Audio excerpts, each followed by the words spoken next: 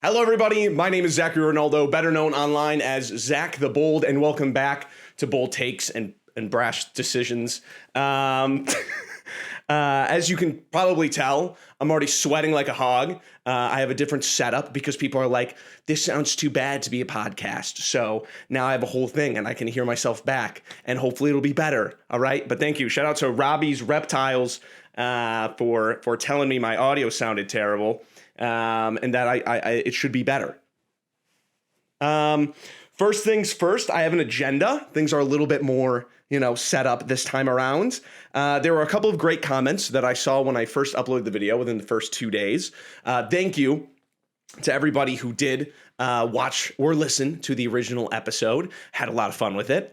People said it was a little bit refreshing because this is not typically what they get when they have a D&D podcast, because this is yet another D&D podcast. But there were a couple of comments I wanted to just shout out. I'm sorry I don't have your name. Next time if I do see it, I will save it right away so that I don't have to scroll through a bunch of comments to try to find it when I am on a short time limit, because the sun is going to go down. So, a couple of things. Someone said the podcast sounded like a lobster stuck inside of a pressure cooker, which is super nice. Thank you for that. A lot of people said that it was a very fun and great energy and that I had very bad takes. Disagree with you on that one. Someone said that they looked up to me during my shorts and that I was a lot like Matt Mercer. And then watching the podcast, they realized I'm nothing like that. And it changed their perception of me. So thank you. Shout out to them as well. Someone donated $2 on the YouTube video and said, all it said was D&D Germa, which I have a loose idea of what that means. When I cosplayed as Leon Kennedy about a year ago, someone said I looked like Peanut Butter Gamer. So that means something. So thank you for the $2. That's going to go straight back into the old podcast budget. Dude, I'm shining. I'm glistening. We've barely started. We've barely started today's episode. You'll notice today's towel is not a towel, but a clean shirt. All right, I'm not Asmongold or however you say his name. It's a clean shirt. I just didn't have a towel on hand, and I wanted to get started. Is that so wrong of me? A couple of things just for the channel. Thank you all to the support. There's been great growth on the TikTok and the YouTube and the Instagram, especially TikTok and Instagram. So thank you guys for that. If you want more of my content, I have an episode of an actual play. It's the only actual play that I am in. It is called Chaos Theory. It is ran by Mr. Sheikah Dance. If you have seen my videos, you've most likely seen one of his. Very funny, very great guy. And of course, that is with a couple of other great, wonderful people. And yeah, I just want to say overall, thank you. This is definitely something I wanted to do in the sense of, I'm having fun with the shorts. The short form content's awesome. But I've been super busy with cons and everything like that. And I'm working on a YouTube video, but my God, that is a lot of work to get done. I'm just trying to write the script. I don't know how people who is out there making short content and also long form content, not just stealing and taking everything from that. It's crazy. It's crazy. This stuff takes a lot of effort. And I'm trying to get 2-3 shorts out a week. Right. And that takes up a lot of time. It takes a lot of time. And it's not like I'm, making top 10 lists and putting them on, I'm trying to think of original ideas. I'm trying to get it so I have some certain level of production value that is shown in my videos, and trying to do it with also trying to make, this and then also the actual play. And then I have other projects that are going on in the background, and then trying to make YouTube videos on top of that. It's incredibly hard. Someone's listening to this, nailing in their 700th shingle for the day in 96-degree heat. Wipes the sweat off his head. Yeah, you're right, Zach. Someone's under a tractor, oil spilling into their eyes. Yeah, Zach, no, I get it. Meanwhile, I'm on TikTok in my bed, trying to find audios for my videos. Guys, this is really difficult. Some farmer wakes up at the crack of dawn, goes to bed the next day. Oh my God. Guys, I promise you, writing these videos in a cafe, surrounded by coffee and pastries, the one thing that you yearn for, other than I guess your family or, your friends and whatever, people, you want coffee and a pastry. And, what am I talking about, dude? What am I talking about? All right. I also wanted to go over two things from last video that there are points of contention. A lot of takes from the last video where it was that, I was melting away in my room and that I have the worst D&D opinions in the whole entire world. So I'm just glad and reassured that you guys are going to be learning from this podcast and becoming better players and DMs from all of my amazing takes. But there were two I wanted to talk about in general. Number one is that there was a lot of pushback, people being totally polite and nice and being like, no, actually, me and my friends do drink at the table and we've never had a problem. And we've been playing for 20 or 30 years and there's really nothing wrong with it. Yes, I agree. All right. I get it. Not everybody has a problem with drinking at the table.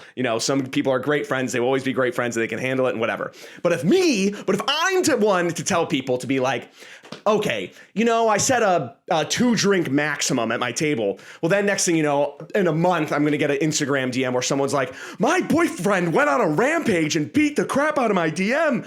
And then he just got arrested because he said that you have a 2-drink maximum. You allow your tables. So he he watched a tipsy bartender video and filled up his bathtub with 4 Locos and jungle juice. And he drank a water cooler amount because that's technically 1 drink. What's 1 drink? So listen, all right, that is my stance. That is what I'm sticking by. But I get it. Some people also gave me flack that I said that I had a foggy brain after 2 Angry Orchards. Listen, I can hang, all right? I post all the time. If you don't follow me on Instagram, by the way, more than Twitter or Threads or whatever, I post on my Instagram stories. So if you want to keep up with my life, follow those. And you'll also notice that I have a tendency to party with my friends responsibly. I drink responsibly. I play Heroes of Barcadia. We play different board games and we drink and it's fine. Okay. So I can hang is what I'm saying. All right. Whatever. I got all the bourbon bros in my comments. Well, me and my friends, we smoke cigars and we talk about D&D and drink bourbon. Me and my friends, I know. Okay. I can hang, but think about my position. The other thing was, of course, and for some reason, so much pushback on this, the acid splash thing, using it on a lock. I've had so many people comment and say, listen, I wouldn't let them unlock the door with acid splash, right? But at least give them advantage. Listen, one day you're going to get a new player or a newish player, and they are going to ask to use acid splash on a physical lock. And you're going to be like, there we go. I'm going to prove ZachTheBold wrong. I'm going to do it. And you know what's going to happen? Is the next time you come across a lock, he's going to say, oh, guys, don't worry. I got it. I will cast acid splash to get advantage. And in that moment, I know you're going to feel this little pit in your stomach, right? And you're going to be like, oh, well, I don't want them to have advantage all the time on physical locks, not all the time. And then you're gonna cope. You're gonna cope, and you're gonna be like, but no, it's okay because it's they're being creative, and it's like I want them to open the lock anyways. Like I am rooting for my players. I am. And then the image of me smiling, like from the film Smile, it's gonna pop up in your head, and you're gonna brush it off. You're gonna brush it off. No. He's wrong. No, it's okay. I want them to find what's in the chest. It's Akira. Your table's going to be looking at you. Is everything okay? You're beet red, sweating down your face. No, it's okay. Use acid splash on it. It's fine. Akira. I'm smiling at you. It's flashing into your face. No, it's okay. So I'll wait for that moment. I will. And that's okay, because when that time does come, you're not gonna message me. You're not whatever. But that pit, that little reminder that I was right is always gonna be there. Akira! Everyone roll initiative! So I totally disagree with you on that. Acid splash is not used that way. Someone made a joke where they said acid splash would actually weld it together, and I did think that was funny. But no, I totally disagree with you. There's a gaming part of the role-playing game. You got to stick by it, all right? But I want them to be creative. Dude, let them be creative in some other way. Akira! So yeah. Other things. Any other announcements before we actually get into the episode? We're 11 minutes in. Not bad. Not bad. It's hotter. It's hotter this time around. It's later. I'm shooting it later. Can you tell because the video quality's worse? My film teacher said that this could be true. I don't really know. He said that if your video quality isn't the best, then that's fine. But if your audio quality is really bad, people will notice. So I'm really putting that to the test. I'm trying to get some light boxes, stuff like that. I'm getting more equipment. Any more announcements before we get started? A couple of live show dates coming up. We got live shows coming up. Next, we recorded it already. It was under the 3rd Street Bridge. I'm doing a couple shows at an Applebee's on 28th and East Beltline. I'm just kidding. We don't have any sponsors, and we do not, which is weird because we were the #1 rated podcast for all week, 7 days in a row. Beat out NPR and everything else like that. So thank you guys for leaving your reviews on the Apple Podcast. If you haven't yet, please go do that. It helps the show a lot. But seeing we're already #1, beating out Joe Rogan Experience and everything like that, we've really proved a point. And that just shows our community. Okay. All right. Let's get into it. This is what everyone is here for. Dude, this dust screen is messing me up. Man, it's messing me up. All right. First one. I'm sorry. There's literally nothing I can do to be sweating less. I could buy powder. What's that one powder called? There's nothing I can do. So we're just going to roll with it. Not a huge one, but one of the people in my session is extremely rude to other people when they aren't given attention. I'm going to try my best, right, guys, to keep pronouns out just in case if maybe one of your friends that you are, dogging on in my podcast listens to this as well. But if you send me in a question, please use neutral pronouns just for that point. Because if I mess up, that's on you. Honestly, that's on you. I told you that this was going to be live. When they aren't given attention in the story, or they will try to make the scene about themselves when it isn't about them, then they get, oh my God. Then when they get a scene, I can't do this. I can't. Then when she gets a scene where she's centered, she doesn't really do anything with it. Also, last session, she stopped in the middle of it to ask for members who's not even playing with us anymore, character to be removed from the Discord. Wow, protagonist players, probably one of the worst kinds of players. I can't stand this. Listen, the story isn't about you, and I hate it when you try to make the entire story about you and how mad you get when you have downtime.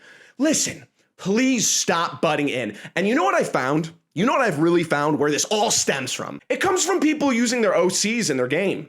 It comes from people using OCs in their game. If you don't know what an OC is, it's an original character. And I'll be honest with you, I really don't know what that means. I think it's if you've had, okay, I think it comes from something you wrote maybe a short story, or you have just if you're an artist, it's just something that someone that you consistently draw, or I have a very loose idea of it. But what I do know is that some people come into my D&D games with characters they are so attached to. They have written their backstory, their birthday, their middle name, their birthstone. They have written out their favorite food, favorite dessert, least favorite commentator. They've written out everything, all right? And oh my God, all old school revisionists are be coming at me. See, this is exactly why I don't like backstory in my games. This is exactly why, because people get too attached to their No, this is an extreme case, all right? This is an extreme case. Please do not, I don't know if this has been talked about in top 10 videos of what you should say in your session 0. Don't bring your OC into my game, please. Please do not bring them in. You're too attached, and it's just going to get in the way, and you're going to feel like the main character, and then things are going to happen to where you're going to be well, no, actually they have this. No, they're a lone wolf. Don't even get me started on the lone wolf stuff. If you come into my game, they're a bit of a loner, a little bit of a lone wolf. Dude, we are playing a cooperative game. Please don't bring your Lae'zel in Baldur's Gate, right? It's fine because it's a video game. It's whatever. As a player, I will take a step back and say from a player's perspective, right? I don't want to deal with your asshole character for like 6 months. I don't. Well, they'll change their character. They will. They'll get nicer as they go. I don't care. I don't want to deal with it. I don't want to deal with it. Oh my God. I have to deal with you just being an asshole to me for 6 months because you're playing a character who's a jerk.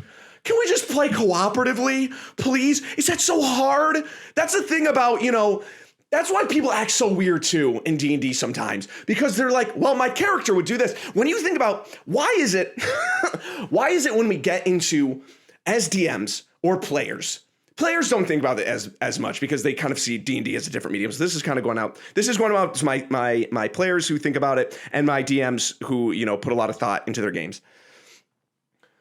Legend of Zelda. I couldn't think of another game. Legend of Zelda, Fable, Doom, literally anything else. Your character in that game, your motivation, even as a player, is to be the hero for no other reason that it is innately human to want to be the hero. Most of the time. But when you make troubled characters, it's harder to be like, well, I want to be the hero for being the sake of the hero. Well, that's not what my character wants, right? My character is actually evil now, or grew up in a Githyanki crash, and they are grown up with the idea that I don't even know the lore. I don't even know. If you're new to D&D, you do not need the lore to get into D&D. All right, that was just a different side tangent. I'm going back and forth on too much stuff. But what was I talking about? But this is an innate problem with some role play and backstory. Oh my God, the OSRB. This is exactly why you're supposed to come in with 5 characters with no, but we'll make the backstory as we go. No, dude, that's not what I'm saying. But like, innately, yes, as a DM, you should make stakes, you should make motivations. But you as the player should know deep down you want cooperation and you want to beat the goal. You want to make the goal, but you overall, you want to successfully achieve the goal. And if your character is, they're a lone wolf, they won't do something like this, they're going to separate from the party. Which isn't the worst when it comes to RP, but they're actually mean. They're actually the biggest jerk in the entire friggin' world, and they'll get along with nobody until it's time for me to decide that they have gone through enough character development that they're friends with everybody. I don't want that, all right? I don't want that. I want a cooperative experience where we have all come together to cooperatively play, all right? I'm sorry, but as a fellow player, if you're role-playing to me as a jerk, all right, I don't care about your backstory, all right? One of my number one rules at the table is there's no PvP. And if you're drinking at this time, PvP can escalate to physical altercations. Rare case, all right, rare case. I was just trying to, I was going back, dude, I hate this win cover. Look at it. Look at that. I got 7 audio engineers in my DMs. Well, Zach, actually, you can fix it by not being such a dumb idiot. Okay. What I just want to say, and I talked about this in the first episode as well. You as a player, you're still fulfilling a contract. Yes, your DM is bringing you all together, spending that time. You have made time out of your week to play this game and whatever. Oh my God, I'm sorry. If there's 6 people at the table and you're the one who's like, I'm just going to go and do my own thing. I'd just be like, as the DM, I'd be like, okay, you're about to, welcome to the False Hydra campaign. We're going to, and then they'll get mad when like something really bad happens. This is crazy. I can't believe this. Why would you make it so that 7 guards come at me? How am I not involved in the story? I want to separate from everybody. I do. Oh, I cannot stand it, dude. Please. If you are going to have a jerk of a character, all right, at least have the sense that you'll be cooperative, all right? You won't go out of your way to be like, in 6 sessions, in 42 sessions of a campaign that will never get that far, in a campaign that because of my actions, I'm going to have ended, we're not going to get that far. Ugh. Please make your character with the idea that you are going to be cooperative and do not bring your OC into this game. Do not. You're too attached to them. You're too attached. This is actually, did you know that they had a power that they can actually do? No. They don't die in this. They don't perish.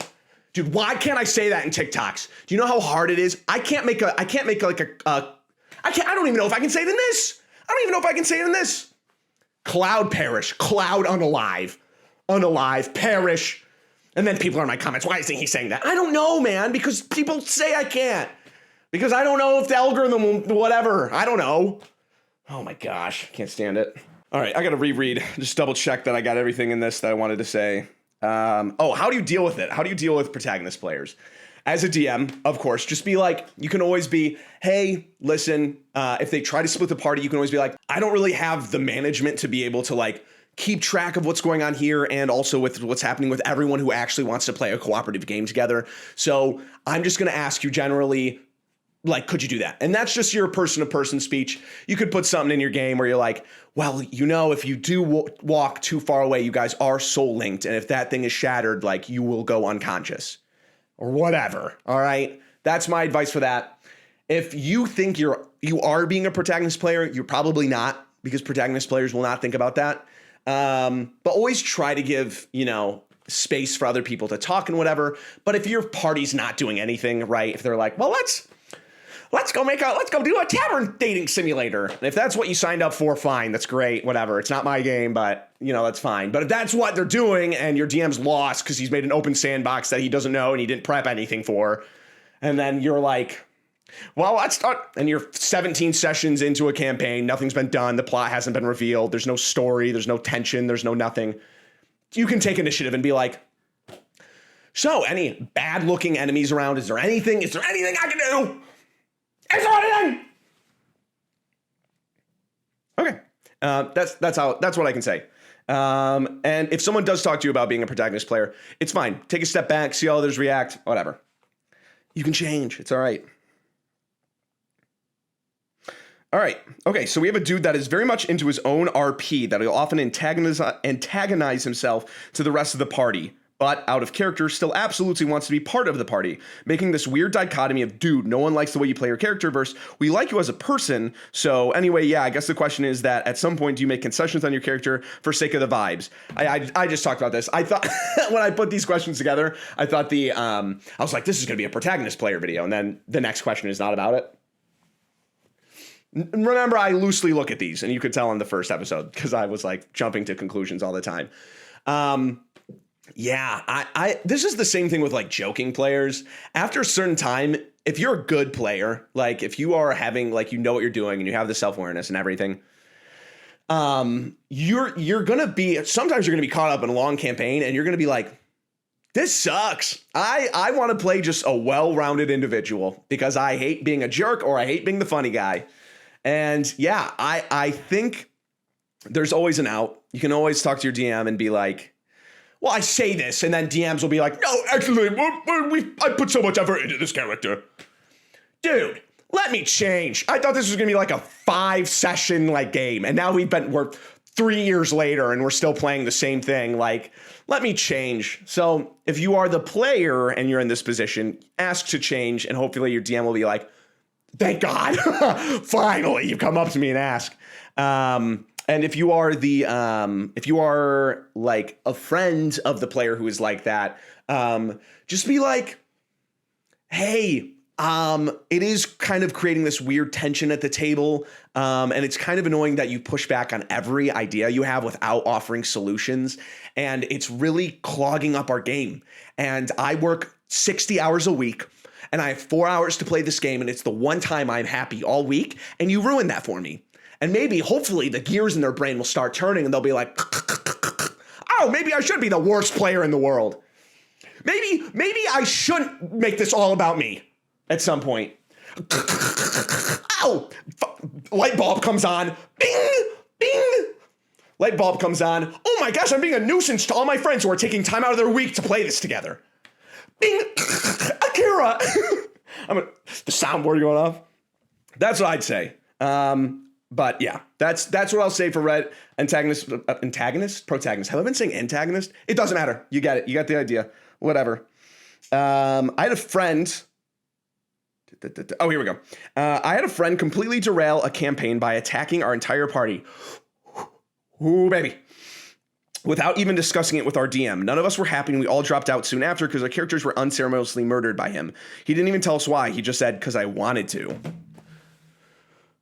First off, how does one player character destroy 4 or 5 others? That doesn't even logistically make sense. Maybe if everyone else was a wizard and somehow he was like a shadow monk or something, casted silence in a room 5 by 5, he was able to like stun lock everybody and get him, like destroy him. You as a DM, that's two aspects of this, right? You as a DM to the player be like, no, this is a cooperative game. I do not allow PvP. And not to be, I made fun of this the last episode, but like, in session 0 or in the moment, be like, no, I don't allow PvP at my tables.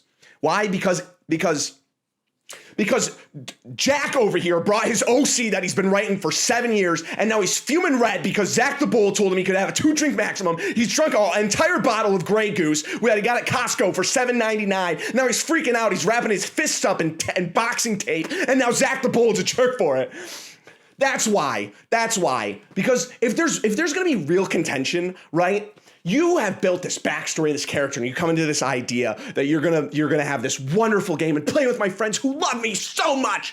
And then he just starts swinging. Dude, I'd be the one wrapping my hands up because I am not PvPing you because you are not the main character of this story. You're not, and you do not have the power to fight each other.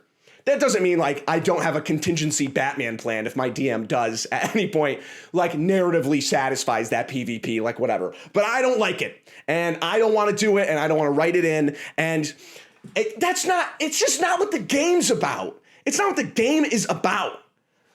Oh my gosh, it just creates way more problems. But in story, like in game, I can't even think of like a quantifiable way that you can beat 4 other NPCs and everyone just quits. What do you mean? Have the guards fight him or something. Make something up. Well, have the planks start becoming animated and fist fighting this guy that's trying to PvP everybody. What are you talking about if this DM doesn't have has no way out of getting this thing, you know? You meld reality like orcs in Warhammer. You will it to exist. And I just don't know how to get around it. I just don't know. I can't take away their player agency of ruining everything.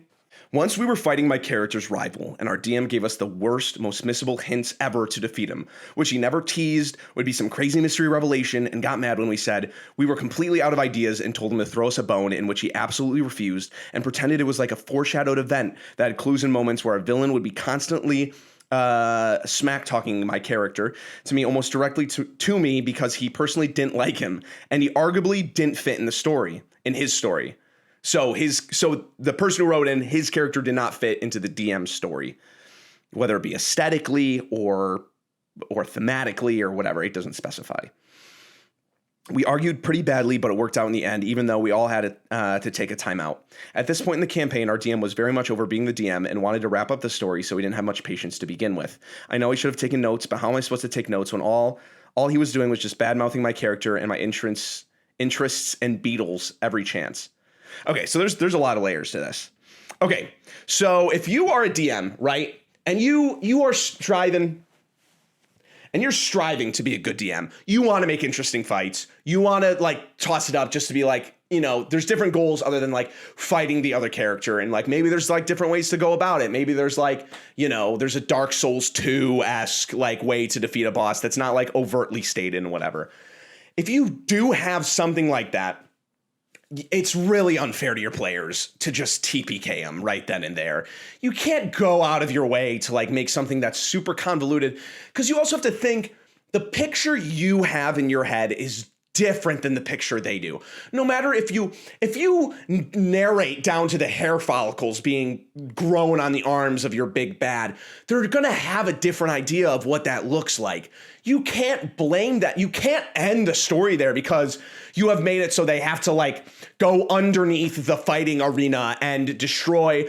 That's an Attack on Titan spoiler. Dang it. But you can't have it where it's so convoluted that like all of a sudden your entire party is gone and everyone's mad at you. So I'm just stating, if you are gonna have something like that, let the repercussions be like in-game plot wise, as opposed to like ruining everything. And if they do, I didn't read it, but like even if they were asking outright, like it's round 7, everyone's on death's door, they're pleading with their DM. Dude, tell us, please, can I roll any? This is when I'd allow. This is when typically I'm never like, I have a player, God bless you, who is always like, well, can I roll some kind of check to make sure it does something? But at that point, I'd be on my hands and knees. Dude, can I roll anything to try to figure out anything? And he's there. He's there. Well, I saw a D&D short where it's funny when the DM destroys his players unfairly. It was funny when, dude, please, I worked for 7 years on this character, please. He's my OC. I don't know what to do.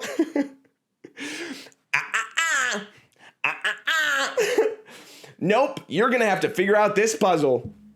Dude, if the consequences are they're gonna lose their characters, throw them a bone, dude. Give them any idea of what they're gonna have to do, because it's just unfair. You guys have different ideas. You could commission 17 artists to think the same thing and it'd all look different, right? It's just not fair. It's just not fair, dude. Please. All right. Okay. I'm sorry, whoever wrote this in. I'm on the DM side most likely I don't have all the context, right? There's barely any context at all. But if I set up, and you know who I'm talking about if you're listening to this, and I'm sorry, but if I set up a grimdark Warhammer 40K inspired detective noir universe, and you come in, right, with some other completely different aesthetic, Mass Effect themed, like Rick and Morty based character, whatever the antithesis of what my theme is, and you come in with your character, yes, I'm gonna be upset. I spent so much time making this world, and you come in with something that just doesn't even make sense. Like this guy says at the end of the thing, the DM doesn't like that. He's talking about Beatles the whole time. Detective, it seems that the psycho's on the loose again. This is Fitz's MO. Meanwhile, the frickin', he has a cap on, he has bourbon, he looks like he's exactly straight out of Chinatown. Yeah, sorry, my deputy over there, some guy in like a Space Mighty Morphin Power Ranger helmet is poking at Beatles with a stick. Get off my table, dude, all right? You're not fulfilling. I've spent so much time, making Pinterest boards and Spotify playlists and whatever to get myself into the mood to write for this aesthetic. And you're just coming in here and just like making some joke character.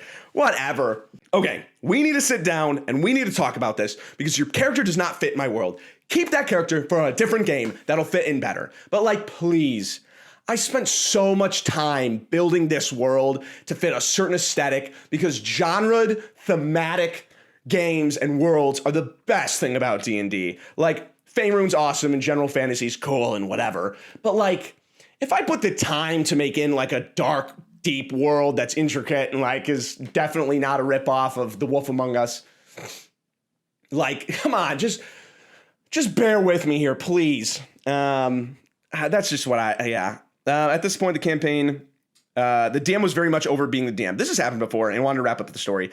At that point, you gotta be honest. Like, just tell your players and be like, hey, I've had a great time, but this world doesn't interest in me, or like the plot went a different way than I expected or whatever. Because if you're not having fun as the DM, it's gonna translate to the game anyways. And out of like, character, whatever, like, just tell your guys and your players and just be like, hey, let's work together collaboratively. I will let you know how it ends and like, how does your character fit into that? And maybe you guys can all make some kind of story ending, and you can wrap it up that way, because you should be having fun, guys. We should. I know that I'm sweating. I know that I'm dripping wet right now, and that I'm super mad about this. But it's because I love TTRPGs. It's quite literally my living, and I'm blessed, and I am so grateful for all of this and everything. But I love TTRPGs, and I think they can be played in a great way.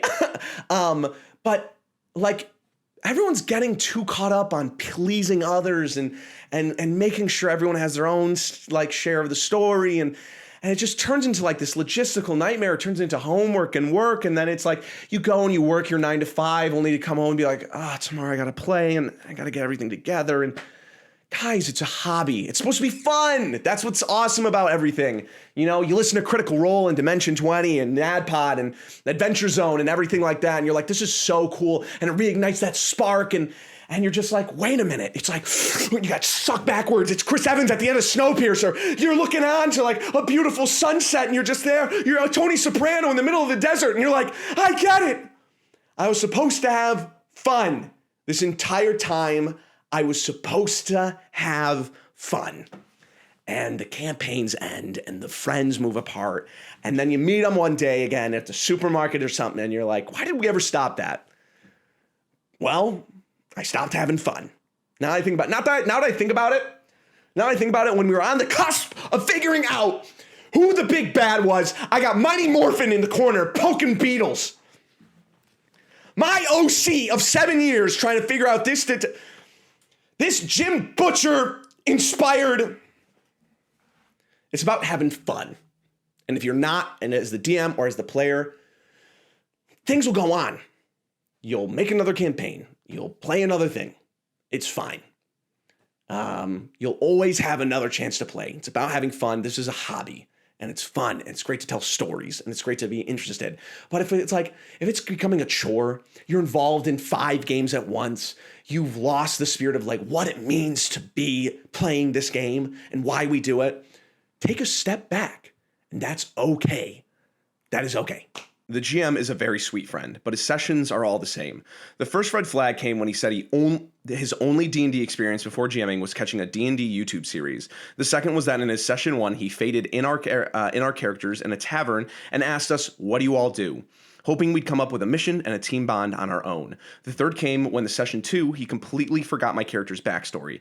They used to be a spy. He told me to roll to recognize a spy symbol for her exact organization. I understand as a first-time GM, it's easy for sessions to be bumpy, but we've had a couple of months of weekly sessions now, and the truth is every session is the same. We walk somewhere, a creature finds us, we fight and win. No stakes, no incentive or future consequence. Then we stop somewhere. No plot, no reason to stick together afterwards. Oh. There could be a couple of things here. When we look at a game that is totally open sandbox, where it doesn't even seem like there is a mission. It could be one of two things. It could be a multitude of things. But when I see something like this is what I think. In this case, this is a new GM. So I'm assuming that they didn't exactly prep correctly, and they have a poor understanding of what the expectations were for the game. This seems to be like a monster of the week, figure it out sandbox. So I'm assuming whatever YouTube series they were watching was probably done by some older generation of D&D player, before the Critical Role, before the Dimension 20, things like that. And that's okay if you're looking to I'm sure this was like a heavy dungeon crawl. If there was even written out dungeons, or like a heavy, combat oriented game. And if that is just that, even as a veteran player, you should just be super nice afterwards and just be like, hey, I just want to know, is this really going to be like a Monster of the Week campaign? And sorry, just to clarify, not the TTRPG Monster of the Week. I'm saying just in general, a Monster of the Week, much like an anime or like a show or anything like that, where it's there isn't really a progressive story that's going on. It's more of just this is the enemy for today. That's going to be our plot for today. And then we're never going to come back to that. And if this is a new GM, I'm assuming they're going to respond with no, we're just getting started. It'll be something like everything's connected in some way, or they're going to be isn't that what D&D is? That's we're just kind of getting together and we're playing a session. And if that is the case and that's not something you're interested in, then just be hey, and this can be over text. I thought about it. you know, if you're bad with confrontation. And I think you should be good with confrontation. I think, like I said in the last episode, I think you should use D&D as a wonderful way to practice confrontation because it's so low stakes. And just be like, this really isn't the game for me. I'm much more of a narrative, like linear story based player. I like role play with combat. And I just like, you know, there to be like ever evolving stakes and things like that. And that's a great way to handle it.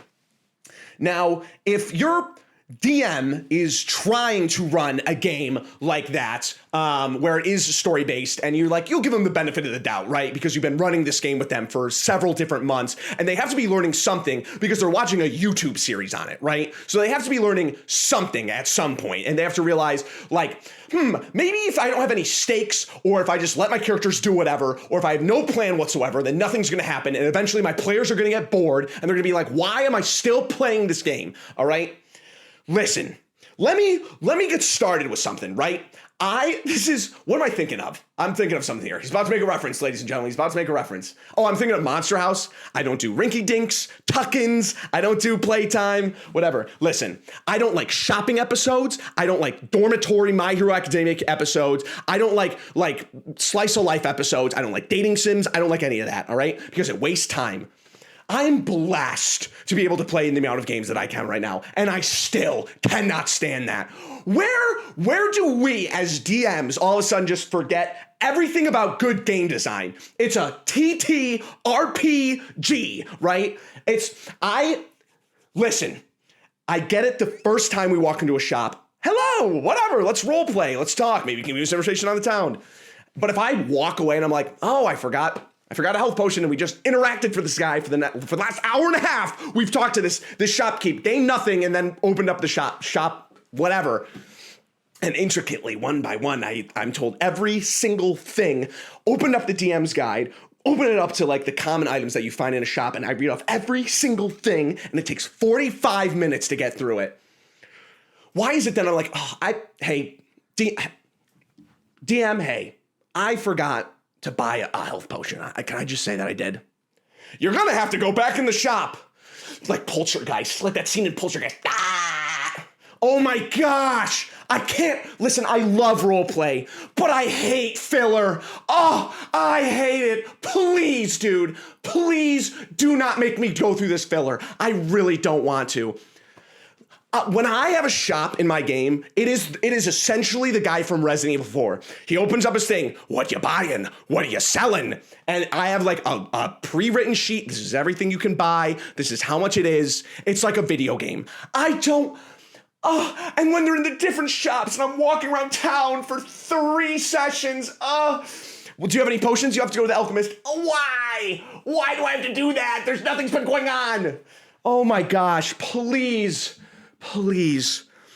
There's a few things that could be going on here in this situation.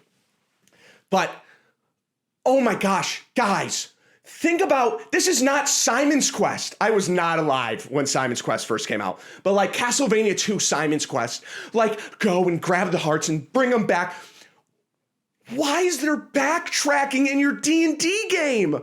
That's the worst thing about video games. There's no reason to do that. It used to be a thing in video games to make your games seem longer. There's no reason to have backtracking in your games. I'm spitting everywhere. My advice to this DM and to DMs everywhere, please, for the love of God, for the love of God, right? Oh, is this how close I'm supposed to be to the mic? Oh my God, this is annoying. I'll get it right for the 3rd episode. Please, for the love of God, make things like this easier. If you have 2 shopping episodes in a row, it's gonna get boring. People are like, why are my friends not playing my D&D game anymore? This sucks. Because you have no tension, you have no stakes, it's monster of the week. What am I supposed to look forward to? There's no cliffhangers. Everything gameplay design goes out the window. We're going back to NES style gaming. For what reason? Because some guy on Reddit told me to like role play more.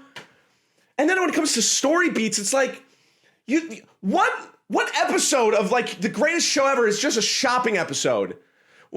I stopped watching My Hero because of the dormitory episode. And for those who don't know, there's a whole episode of My Hero where they go through every dorm. And I get it. If you like slice of life and whatever, that's fine.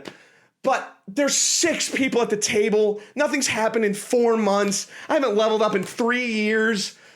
Like, why is it that hundreds of generations of gameplay design and storytelling go out the window when I'm trying to put on a good game for D&D? When someone's trying to put on a game of D&D, guys, it's a storytelling, role-playing game.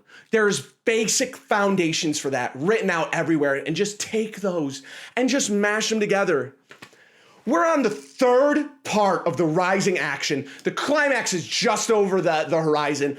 We have gone but nothing but main plot for the last 7 sessions. And then there's a friggin' shopping episode, man. Why? I don't want to, okay? Yes, I love Debbie, the shopkeep, and I love Michael, the alchemist, and Chevy, the blacksmith, and everything. I don't want to interact with these people anymore. I don't. Oh my gosh. People are like, well, that's actually some of my favorite parts. Is we had a shopping episode where, and then it's gonna be like, that campaign, it fizzled out. We stopped playing. I don't know why. We got to get back to that. And then he'll go in and play Tavern Dating Sim for the next 7 sessions. And yes, if you want to play a slice of life campaign, that's fine. That's whatever. But then you have your players like this messaging me, and I'm like, I get it. And it's just like, please. Look at game design when you look at TTRPGs. Like, people are so caught up on like the top 10 ways. I got my players over here looking up top 10 lists of how to make their character Thanos endgame, and I have my DMs over here top 10 lists on how to make the most impressive shops in D&D. How to narrate your shops in D&D better. Please tell me what the floors are made out of for the 90th time. And that's awesome if you go into I'm specifically stating all of this filler.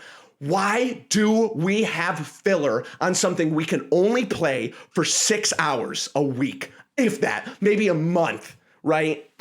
I look forward all this time. The plot's finally coming up to a brilliant climax.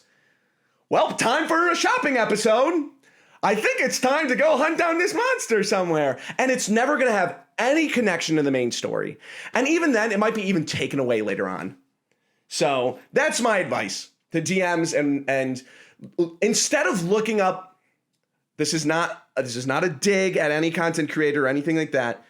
But if you are a DM looking to put on a show, looking to entertain your friends, run a good game, don't just be looking up how to be a better DM. Look up how to better structure a story, how to make it so that boring mechanics and when you have to go back and run back and forth and do a bunch of stuff, look up how you can streamline that stuff. Because if you want to have a nice, cohesive story, less filler, more stakes, your friends are always looking to play the next time, you're looking up the wrong stuff. And it's great to look up how to better run combat and how to make it faster and things like that. But you're missing integral parts of what it means to be a good storyteller. And you're missing you're looking too much into RPG design. You're not looking enough into game design. You're not looking enough into story setting. You're not looking enough into how to make, good characters and you have resources that are outside of these bounds that you've set up for yourself. Outside of this podcast, outside the top 10 list, outside of everything, And that's what I want you to take away is have fun with the game. Have fun with the game and tell a story and make it interesting and take away the filler and take away your OCs and Guys, that is going to wrap up this episode. For everyone who asked for a longer episode, you are welcome. I had a great time with this one, but you can tell the sun is going down and my quality on my video is probably garbage right now. Happy Monday. Have a great week. I look forward to seeing all of the wonderful comments I get and all the Instagram DMs that I get to tell me how wrong I am about my opinions. And I just want to say I appreciate you all. Be bold. How can I not remember this from last episode? Be bold, be brash, be brave. I love you all. Goodbye.